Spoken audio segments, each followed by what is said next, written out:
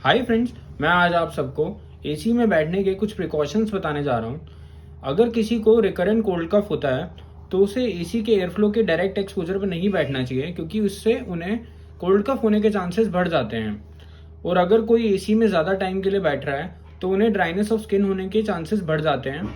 इससे टैकल करने के लिए उन्हें कोई भी मॉइस्चराइजिंग क्रीम अप्लाई करनी चाहिए।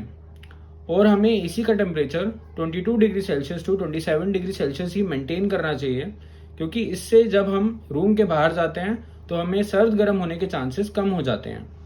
और किसी को भी अगर रिकरेंट कोल्ड कफ हो रहा है तो वो हमसे होम्योपैथिक ट्रीटमेंट लेने के लिए नीचे दिए गए नंबर पर कॉन्टैक्ट भी कर सकता है। Thank you so much.